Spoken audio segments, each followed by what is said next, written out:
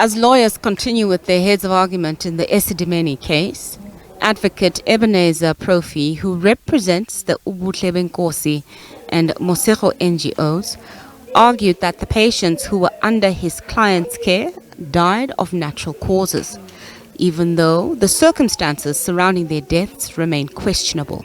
I agree with the evidence leaders in respect of docket 86 and docket 102 that no living can be held responsible for the cause of these deaths, so there's no need for further investigation or submissions in that regard.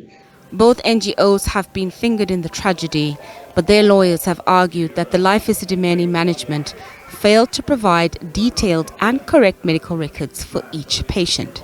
Even when the expert panel report was conducting their investigations, she confirmed that even at the tail end of the investigation, the clinical records made available from Life Esidimeni were often incomplete.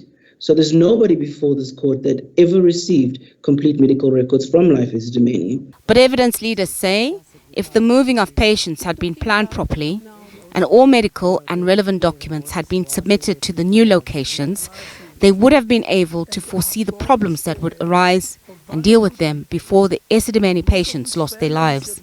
Foreseeability is important in respect of the only two criminal offences which may be relevant to this matter, and that is either murder or culpable homicide. Both involve foreseeability as part of the test. Last week, Civil Society Movement Section 27 asked the court to criminally charge former Gauteng Health MEC Esidimeni Mahlangu for the 144 deaths. In her testimony, Mahlangu had said she terminated the Life Esidimeni contract following pressure from provincial heads to trim the fat from the bulging health budget. The inquiry continues.